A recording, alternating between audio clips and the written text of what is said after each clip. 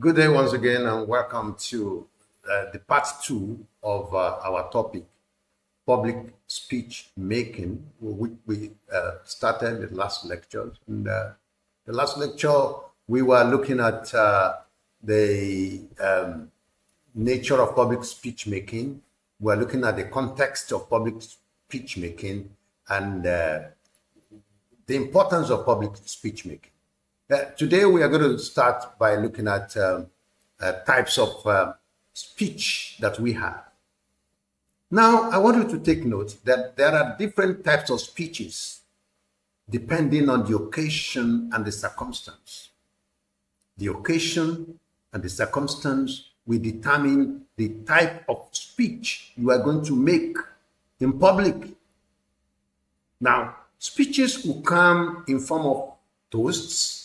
You know what toasts are? When you are asked to speak during a birthday reception, for instance, and you are asked to toast, to the health of the celebrant. It could be a wedding reception. You are asked to speak on the couple, or speak on the wife, speak on the husband, or you are asked to speak on someone who is going on retirement.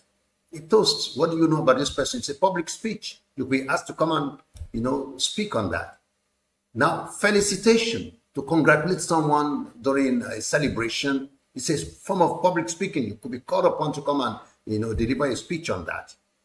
Now, you could also be called upon to come and deliver the closing speech during an event. Maybe your department has organized an event, your faculty or your church or your town or your village organized an event, and they asked you to come and give the closing remark.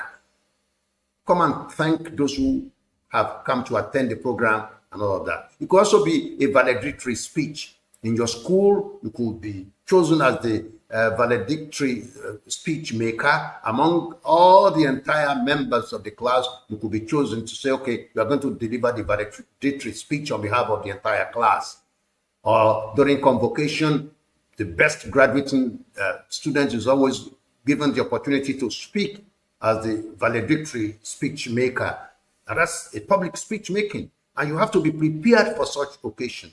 Even the sermon is also a form of speech making. The sermon, your pastor or your pastor or your alpha or your clergy, the kind of sermon they deliver is a form of public speech making. Now, political speech making is also there. During rallies, political rallies, politicians will mount the podium and address the electorate, address the crowd, address the people. That is also a form of speech making. Even lectures, classroom lectures. Teachers deliver public speech whenever they address you during their class sessions. These are the types of public speeches that we have. Let me repeat them again. Lectures, each time your lecturer stands before you to speak, because you are a crowd of people in the class, he's also delivering a public speech. Each time you see politicians mounting the rostrum or the podium to speak, they are delivering public speeches, they are making public speeches. Your pastor is making a public speech each time he talks to you about the scripture and all that, talking to you about how you can be delivered, how you can be saved, how you can be godly. That's a form of public speaking. Now, valedictory speeches is a form of public speech making. Closing speeches, closing remarks during events, these are also form of public speech making. Felicitation, toast, and so on and so forth. These are the types of public speech making that we have. Now, having mentioned all these forms of public speech making, there are things you must do as you prepare to go to launch yourself before your audience in addressing them, in making a public speech. Remember, we say public speaking because you are not talking to yourself, you are not talking to your group of friends, no, you are talking to a large number of people, a crowd, a congregation, an audience. You are talking to them. Now, let me remind you of this. We have different types of publics. You can put it that way, publics. In the cinema, that or theater, that public is called audience. In the football pitch, that public is called the spectators. All right? In the political arena, that public is called the crowd. In the church, that public is called the congregation, and so on and so forth. You have the spectators in the football pitch, in the sports arena. So take note of that. And like I said earlier, the people you are addressing will determine the kind of public that you get eventually. Now, what do you do before your speech? One major thing you need to arm yourself with when you are going into public speech making is what we call confidence. Confidence. You must be confident and you must avoid being nervous. Let me tell you that of all the major fears that an average public speaker nurses, of all the fears, self-confidence stands out.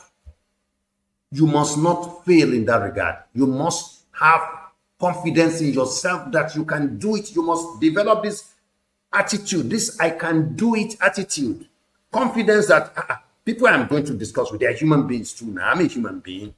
I can talk to them. After all, they are not going to arrest me there. They are not going to kill me there. They are not going to shoot me there. Let me talk to them. Confidence. So that means you have to put your nervousness to advantage such that it does not work against you. You can have butterflies in your stomach. Each time you step before a crowd, you step forward before a crowd. That is this feeling you have. This feeling that, all eyes are on me, like Tupac Shakur. But then you realize that they are friends. These people you are addressing are friends. So you don't have to be nervous or afraid. In fact, you may not know it, but most of them seated there to listen to you, they are equally as nervous as you. Some of them cannot even stand before the crowd like we are standing. So you have a step, you are a step above them. You have an edge. So be confident.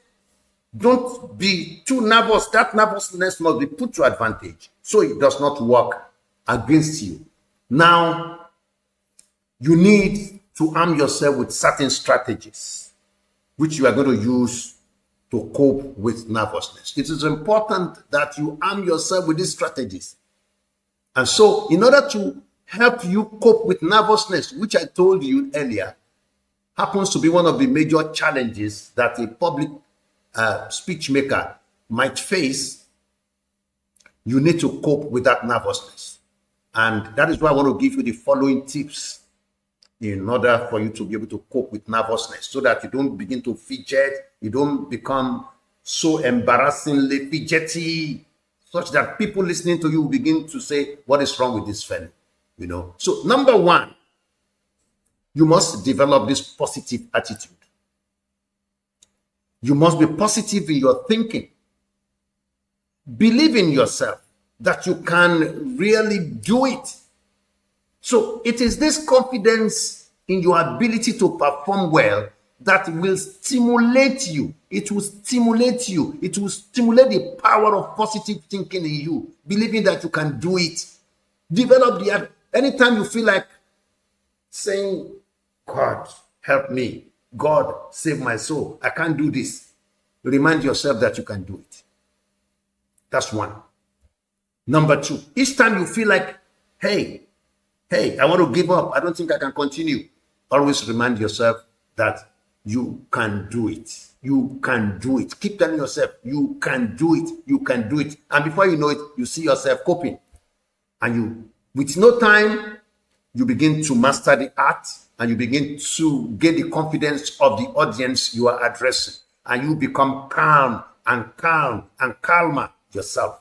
Number two, you must be mentally and physically fit for the exercise. For that speech you want to deliver, you must be mentally and physically fit. Not when you are not in the right frame of mind. You don't make public speeches when you are not in the right frame of mind. Otherwise, you mess yourself up. You must be happy. You must be fine. You must be mentally at alert So this will put you in a state of mind good enough to hold the attention of the audience, because your attention is focused and you are not distracted by some other matters outside of that environment where you are making the speech. You must be physically fit. Number 3. Now, instead of you worrying about your nervousness, it is better to focus your attention on communicating with your audience. Don't worry about how nervous you feel. Just concentrate on selling your ideas to the audience. If you got carried away or entangled in your speech, in other words, you just got to a point and you are a little bit confused or you don't even know what to do, there is the tendency that your audience will suffer the same fate too. So the moment you begin to lose it, your audience will begin to lose it. So it is better you don't lose it. You stay focused so as to arrest the attention of your audience and you carry them along. Don't be distracted by anything. Number 4. So the introduction of your speech is very important and crucial.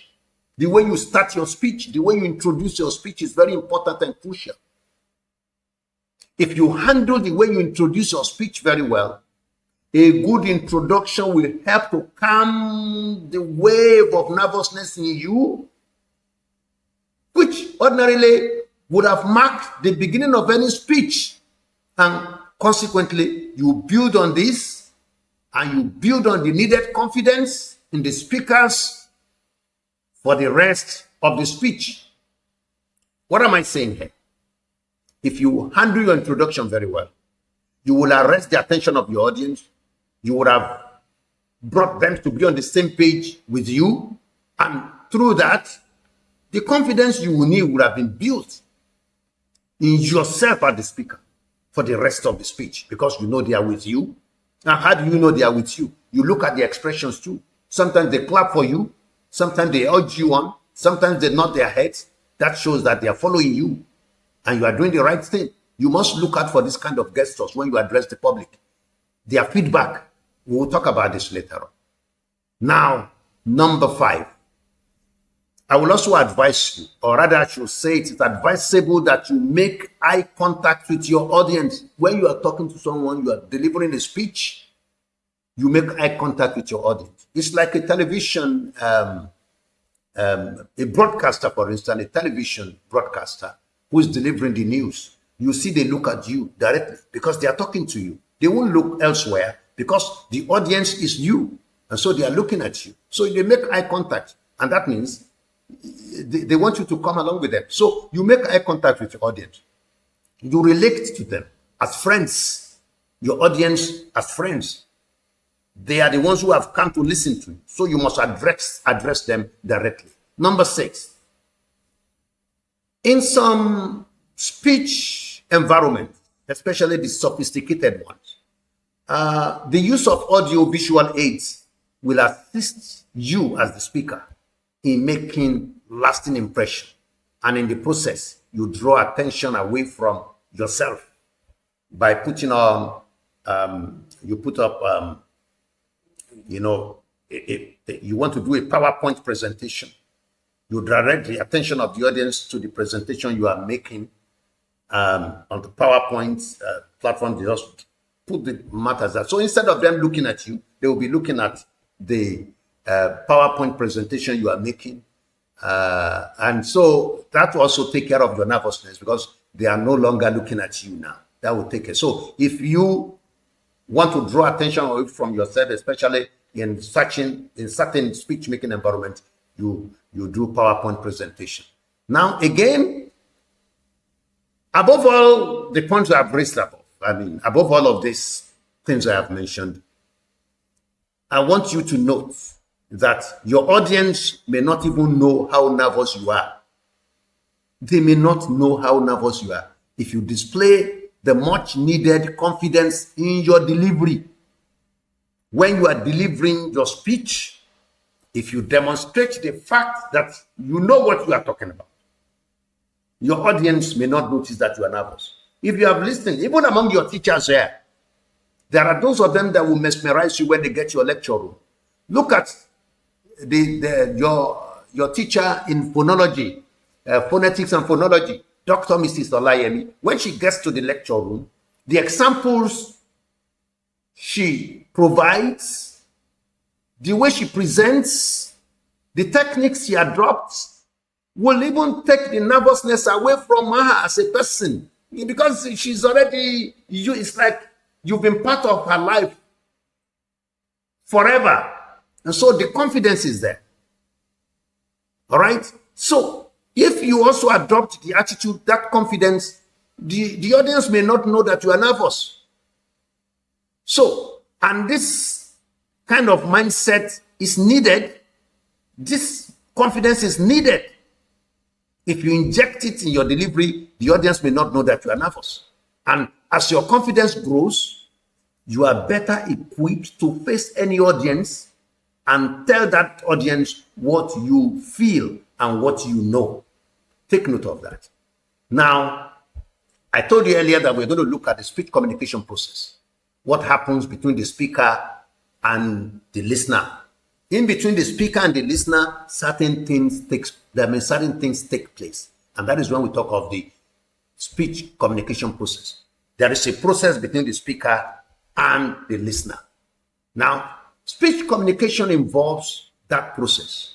And that process is explained in the situation between the speaker and the audience.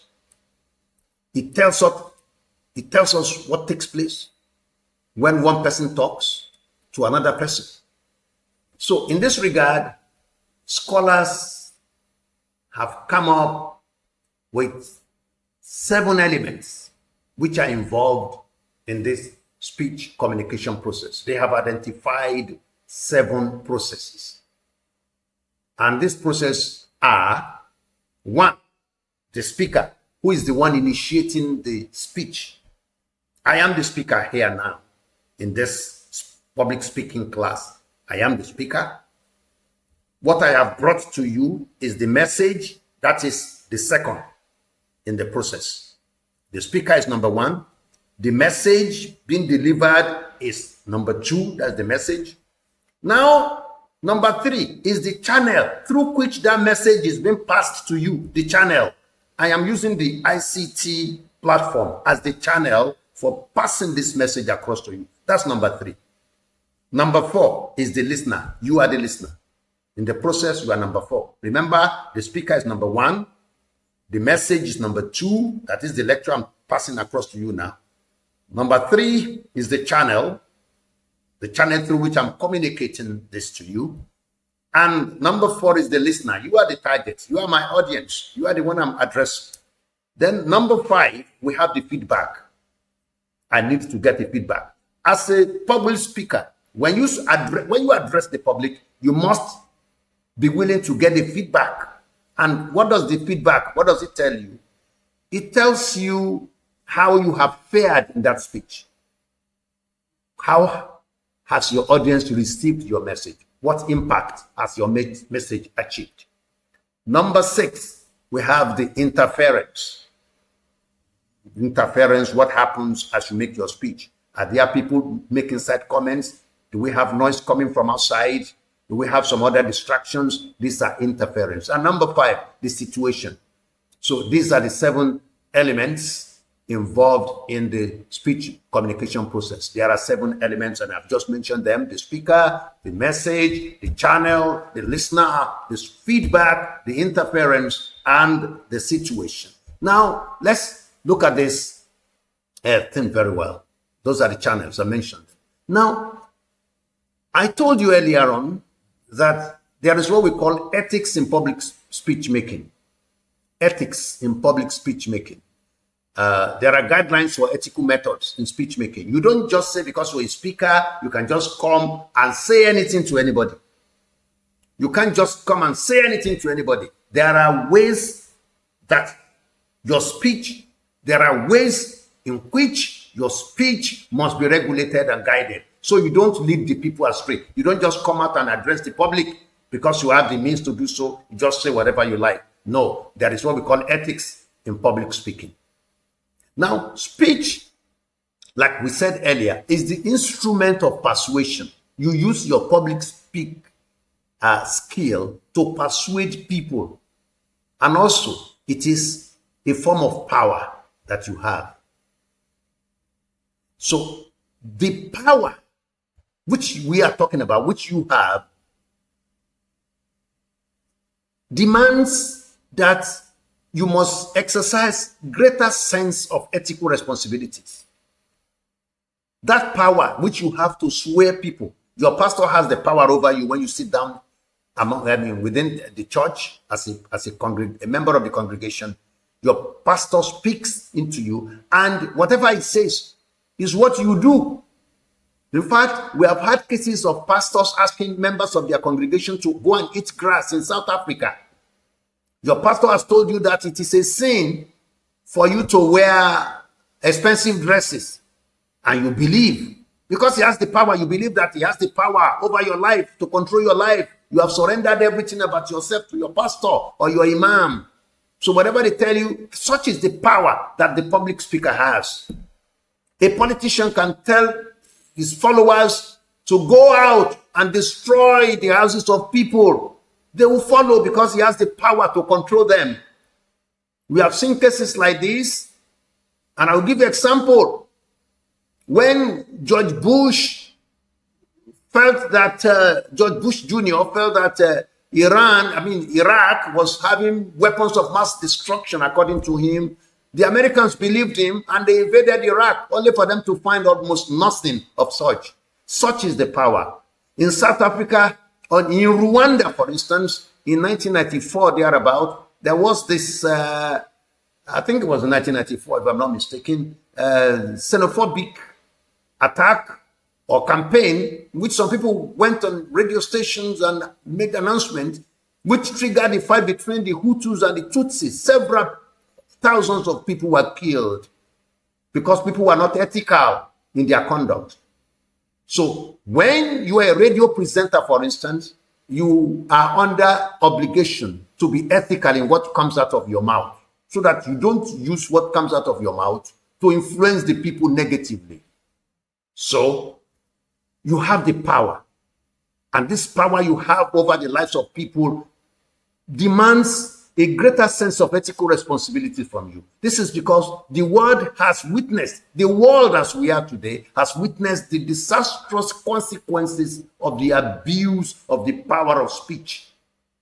From the days of Adolf Hitler, which led to the First World War, or thereabout, then to George Bush Jr., from Martin Luther King Jr. to Barack Obama, the world has witnessed the dynamics of public speech making, because there have been consequences of people being unethical when they engage in public speaking, especially political leaders whose opinions gauge the mood of the world at every point in time.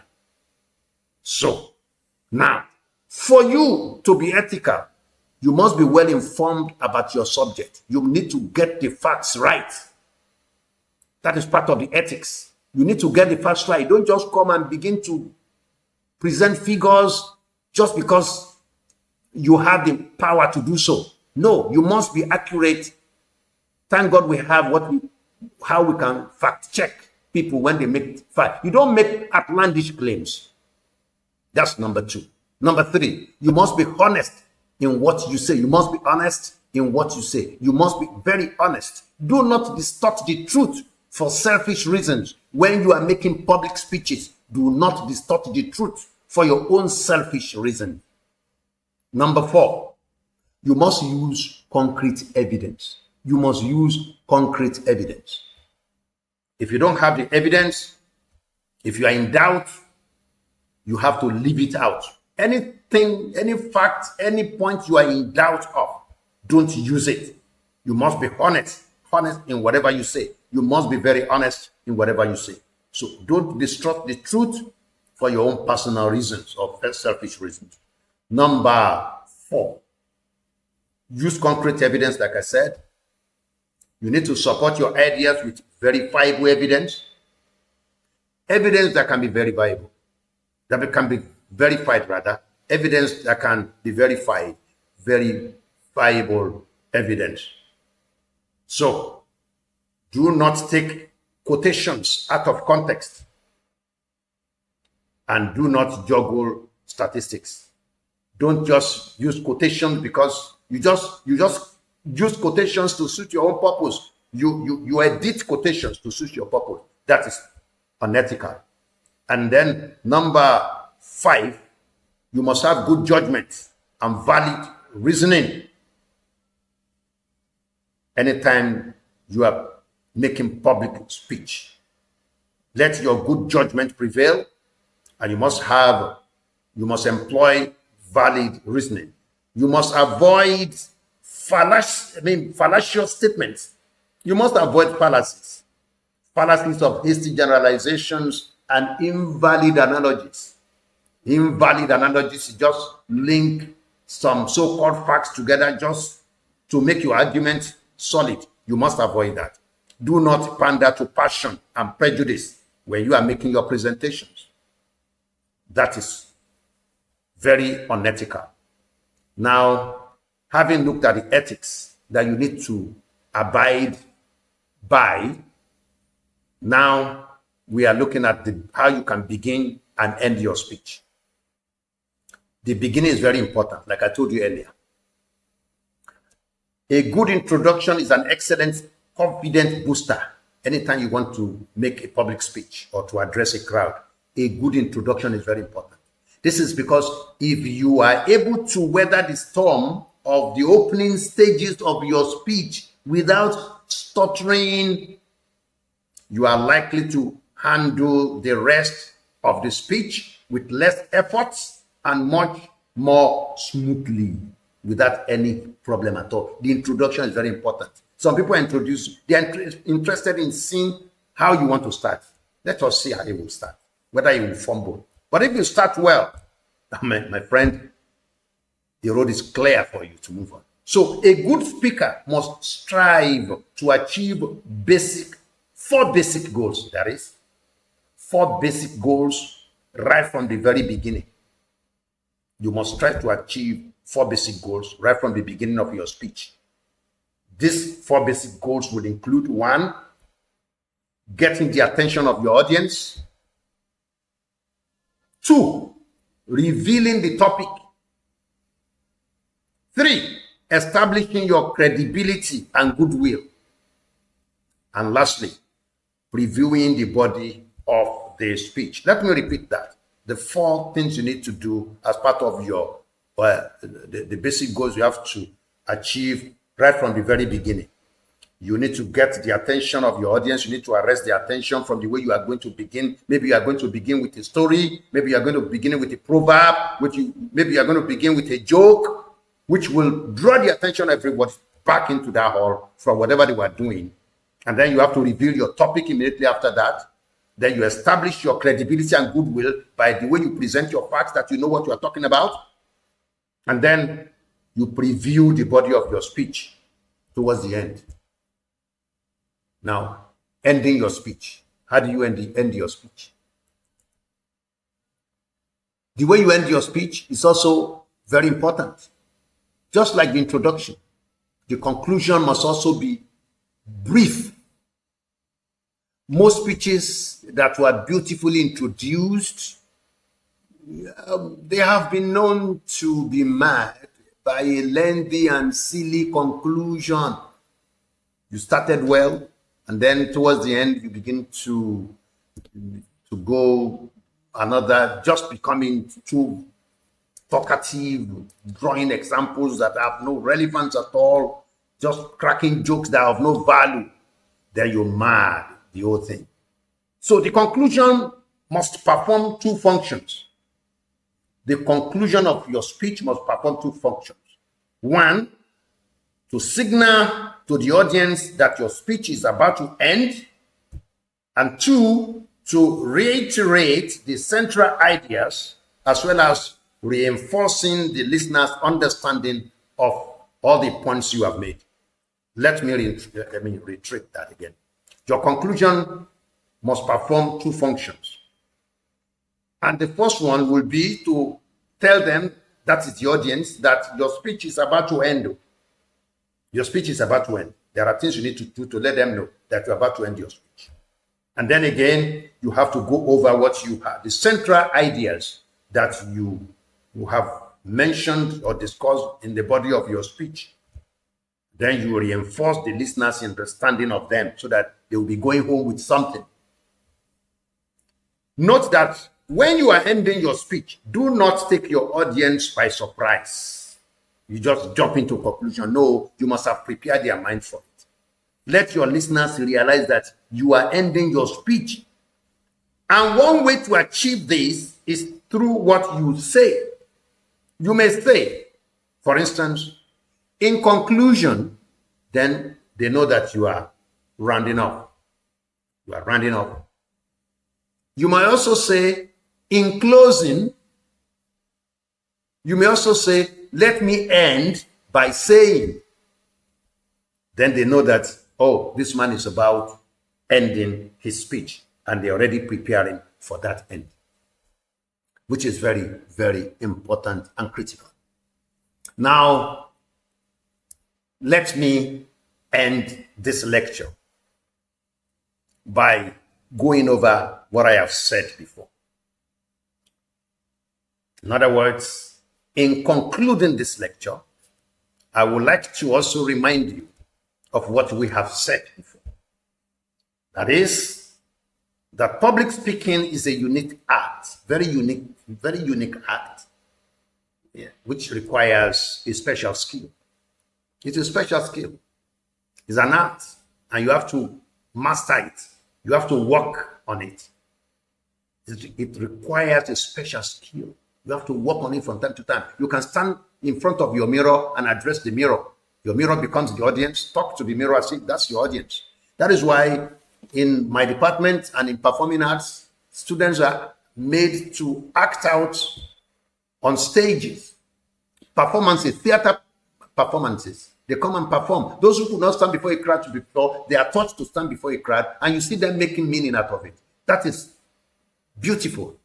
So, this skill in the hand of a great and powerful speaker has been used in the past and in the present to build a society or to destroy, depending on the way public speech making is deployed. And we also told you that for a proper understanding of what takes place between the speaker and the audience, you have been told that there are 7 identified elements in the speech communication process. And this will include, or this rather include, the speaker, the message, the channel, the listener, the feedback, interference, and situation. Now, when we talk of the channel, we are looking at what we used in communicating to the people. If you look at the message, that's the content of your message to the audience. You are the speaker. Now the listener is there. The feedback is there. Now let me tell you something about feedback. Anytime you are addressing the public, you must listen to the public. You must monitor the public. You must monitor your audience. You must monitor them. There is a way they react each time you say something. They can urge you on by clapping and hailing you. Sometimes they grumble. When they do that, it means what you have said does not sit well with them. You need to change your tactics. Anytime you are addressing them, if you are staying for too long, there is a way they tell you that you are wasting their time, you are staying for too long. Sometimes they check their wrist, they are checking time. If you are a good speech maker, you will monitor such signs. When they look at their time, they are telling you it's time for you to go. Don't wait for them to begin to say, You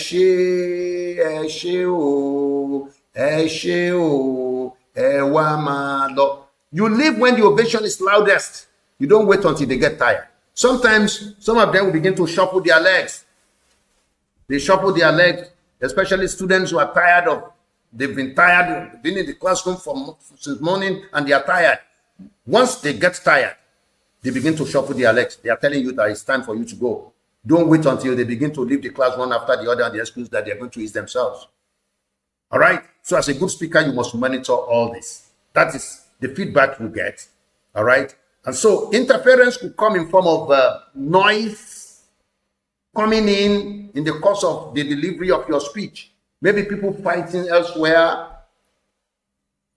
cars honking on the road on the other side, or somebody in the hall disturbing, making some of phone calls, and so on and so forth. This is the kind of interference that we must avoid when we are making a speech.